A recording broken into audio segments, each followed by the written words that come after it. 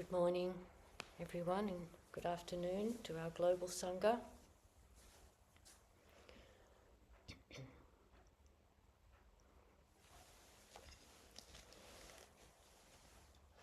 I read a line from a book by Reb Anderson the other day, which I'll read out in a little bit.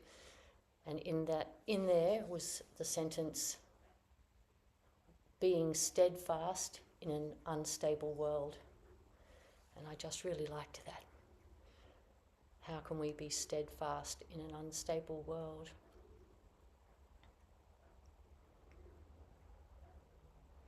A kind of a genuine steadfastness, not a affectatious not an affectatious steadiness, but a genuine steadiness.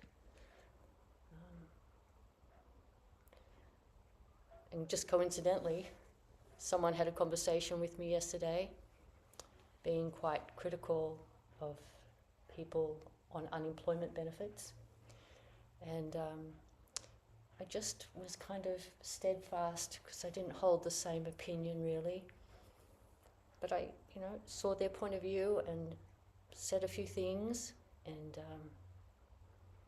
gave them a hug and said, I think it would be nice if you were just a little kinder in your thinking about this.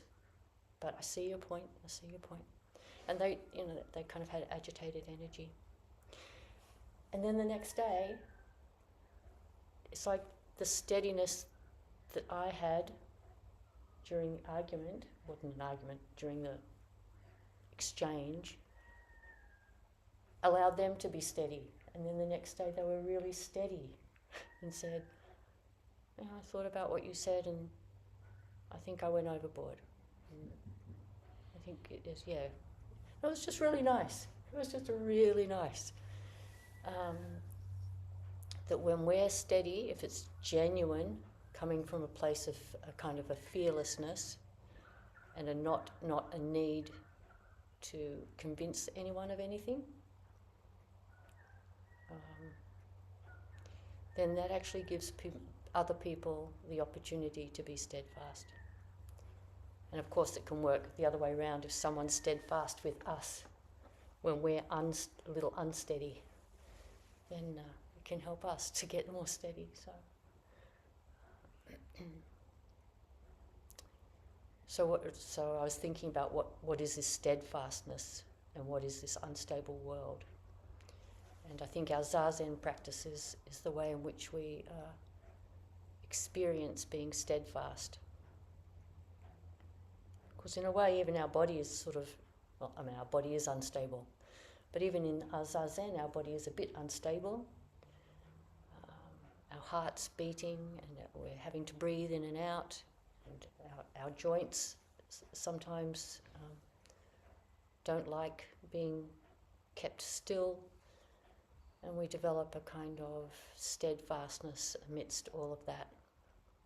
And of course, often our minds are not especially steady, and our Zazen helps our mind be steady. So our concentration practice, our meditation practice, cultivates a sort of steadfastness in the mind. And I think one of the ways that translates into the way we communicate with each other is that we're not so attached to opinions. We can't help but have points of view, but we're a little less wedded to them, and we can be more kind of steady in our conversations with people. So I'll read out the paragraph that set this train of thinking.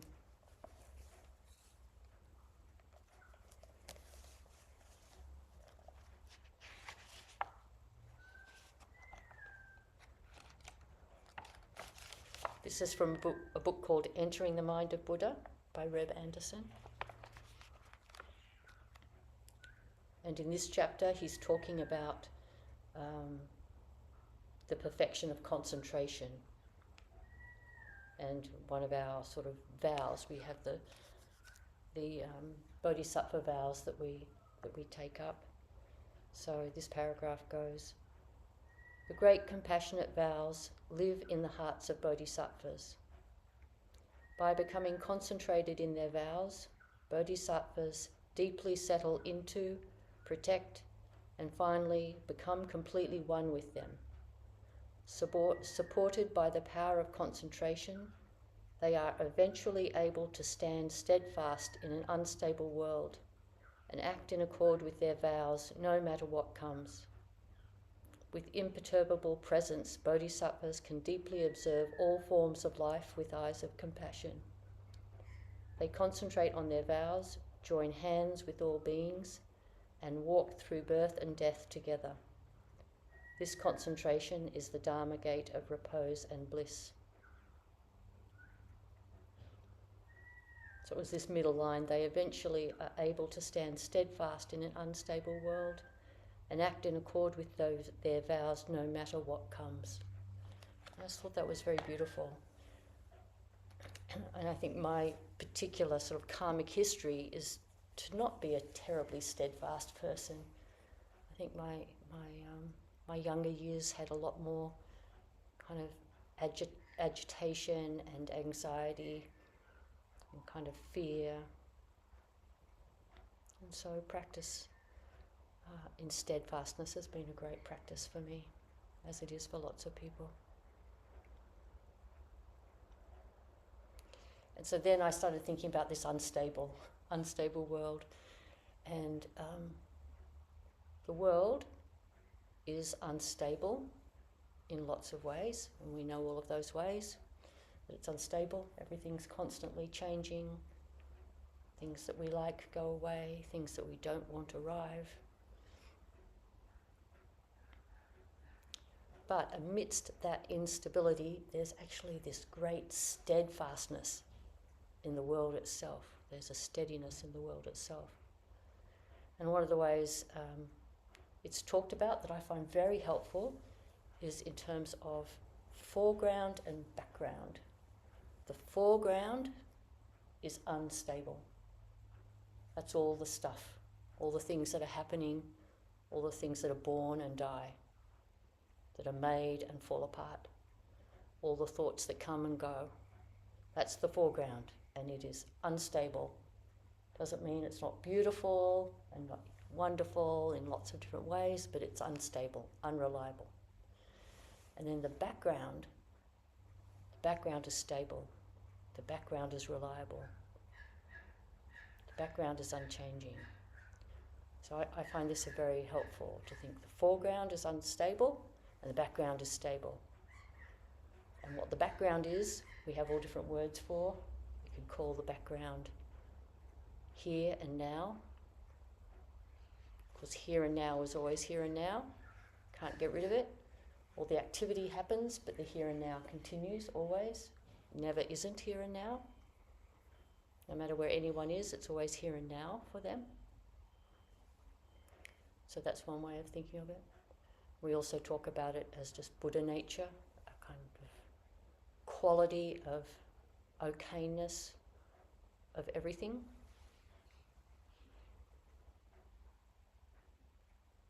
Or sometimes we think of it as emptiness, in the foreground is form, in the background is emptiness. There's all these different words that we use. But what I like about using these two words, foreground and background, is it kind of fits with my bodily experience, because I'm here and out of my eyes and my ears, it's like there's all the activity in the foreground. And even the thoughts are kind of in the front of my head.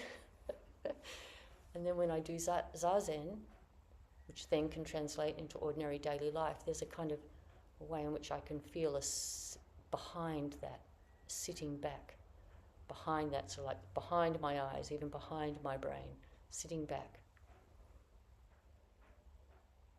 There's a steadfastness. It's unperturbed by all of the stuff in the foreground. So you might find these two words helpful as it's sort of ways to navigate life. Foreground is unstable, background is stable. And that's how we can be steadfast in an unstable world. And a couple of number of different images are used for this. From the more ancient times, the two images most likely that are used, which don't really fit with foreground, background exactly, is the ocean is stable and the waves on the surface, the little peaks and troughs and the froth and so on, is unstable, and that's fine. So that's one way, but the ocean deep down is stable. On the surface is the activity. And the other is that the sky is stable and the clouds go across it and the lightning flashes in it, but the sky is unaffected. But the image that I find particularly helpful, which is more contemporary, is thinking of a movie screen and the film that is projected onto it.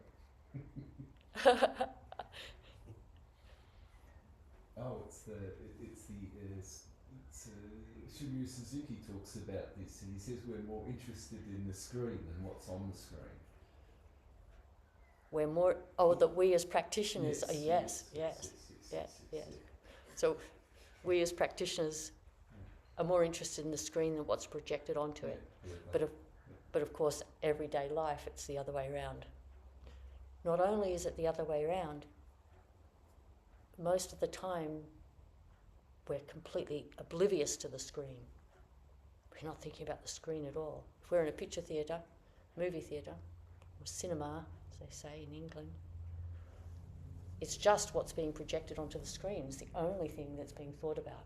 Nothing else is being thought about. Just what's projected onto the screen, and the screen is completely not in anyone's consciousness at all.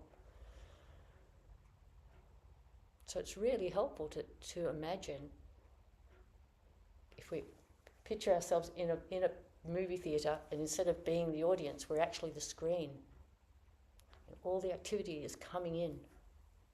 This is where it kind of fits with this image of foreground and background. We're like the background, we're like the screen, and all the images are coming in. And can we not lose track of the screen?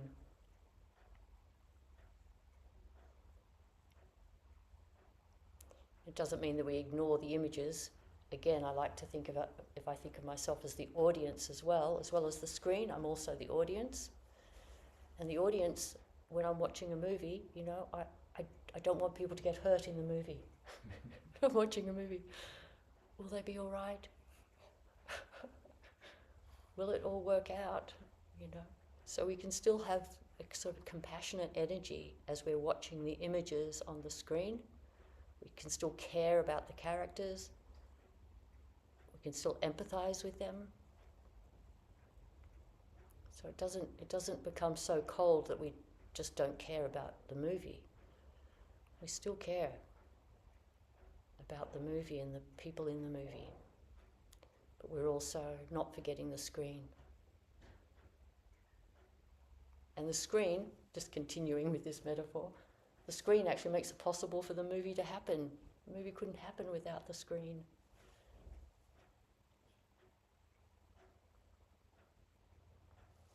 So we can kind of be the screen.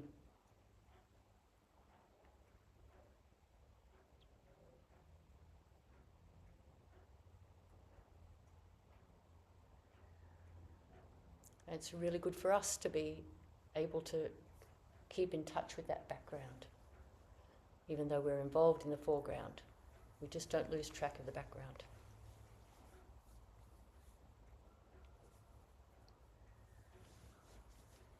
So this is, in some ways, this is another way of talking about the middle way. The middle way is to be involved in both the foreground and the background simultaneously and never lose track of either. We're caring for all of the sentient beings and all the objects in the foreground, including ourselves, and we're not losing track of the stability of the background. So we're caring for all the instability with the steadfastness of this background, like the movie screen.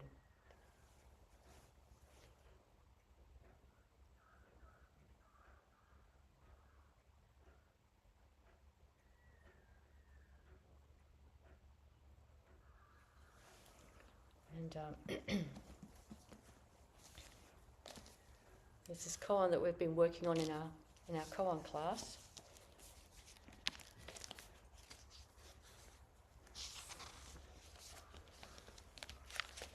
It's case 17 from the Book of Serenity, Feiyan's hair's breadth. Feiyan asked Zhizhang, a hair's breadth's difference is as the distance between heaven and earth. How do you understand? Zhizhang said, a hair's breadth's difference is as the distance between heaven and earth. Feiyan said, how can you get it that way? Zhizhang said, I am just thus. What about you?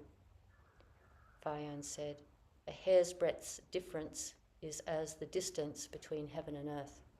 And Zhizhang thereupon bowed. And this line is just a slightly different translation that we have in the sutra Song in the Trusting Mind, which we chant, I think, on Wednesday mornings. Song in the Trusting Mind. The great way is not difficult for those who hold no preferences. When longing and aversion are both absent, everything becomes clear and undisguised. Make the smallest distinction, however, and heaven and earth are set infinitely apart. So make the smallest distinction, however, and heaven and earth are set infinitely apart. So this, what's this making a distinction about? I think there's different ways of thinking about it. I generally think about it in terms of making a distinction between who I care about and who I don't care about. If I have a distinction about who I care about and who I don't care about, that's like really different to caring about everybody. So it's an encouragement to care about everything and everyone and to apply the teachings to everyone. So I think that that's one way of seeing it. But in relation to this discussion, this talk about foreground and background and being stable in an unstable world, I think we can think of it also as if we forget the foreground or if we forget the background, if we lose track of this balance between attending to the foreground and attending to the background, if we tilt too far into one or too far into the other, we're right off course, like we're off by 1,000 miles, or it's like the distance between heaven and earth. So it's kind of like exacting, it's asking us to, through our practice of concentration, to not forget, just not forget. Not forget the background, don't forget the screen, don't forget the movie, don't forget the activity. And what I think is lovely about this koan is this one line. It's a little bit hard to articulate. A hair's breadth's difference is as the distance between heaven and earth. Or make the smallest distinction, however, and heaven and earth are set infinitely apart. Between these two teachers, they just repeat it back to each other, word perfect. They keep saying the same line back and forth between the two of them, which is like saying, this is it here. Here's the teaching here. It's not a wobbly teaching. It's very strong. It's exacting of us. It's asking us, don't forget. Always remember the foreground and the background, form and emptiness. And if we do that, then we're really beneficial to people. That's when we're beneficial to people, because we can be steadfast in an unstable world. You know, an unstable world is a painful world. It's a volatile world. And people keep pointing out this is a particularly difficult time in history, but people have been saying this is a particularly difficult time in history. Always, you can read back in India, you can read in ancient China, you can read in Japan and in the States. It does feel like it is a particularly difficult time in history, but there's always volatility and suffering and injustice in this world. So, yeah. So does that mean that the middle path is only a hair's breadth wide? Ooh. Sort of. Mm.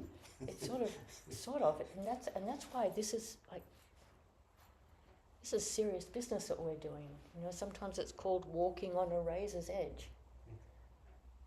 But you know, like we were saying last week, it's a serious business, but like, don't worry about it. It's like a razor's edge, but it's just like a meadow full of flowers.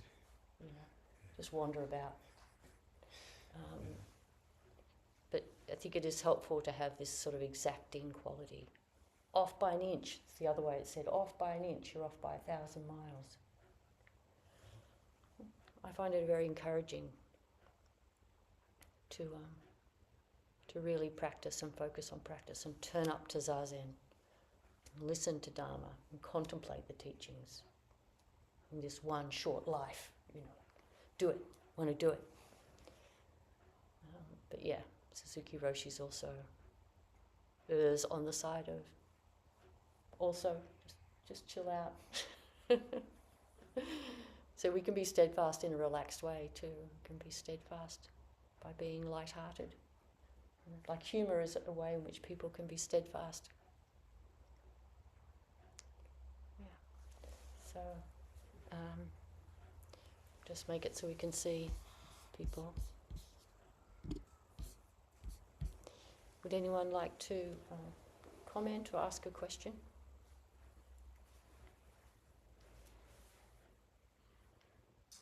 Yeah, I suppose it's a good it's a topic I'm quite interested in. Like I've always been quite surprised at Buddhist teachers how the apparent contradiction between them talking about things are uncertain or I don't know, like Shunryu Suzuki's other book of talks is not always so,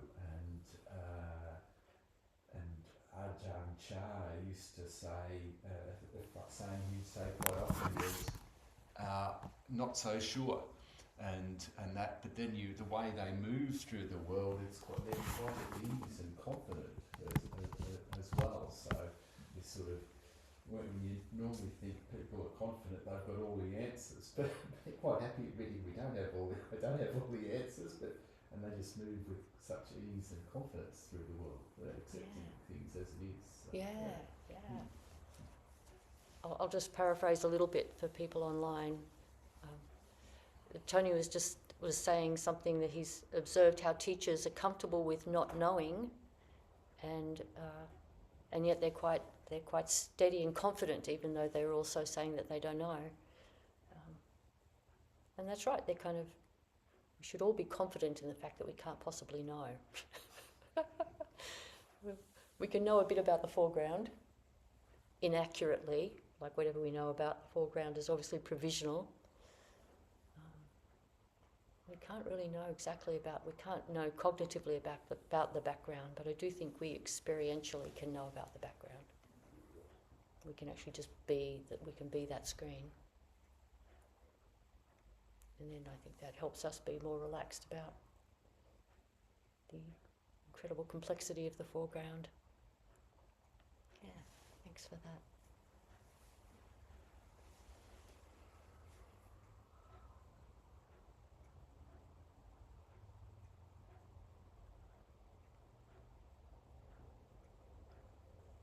Anyone else? All right. Well, let's finish with some chanting.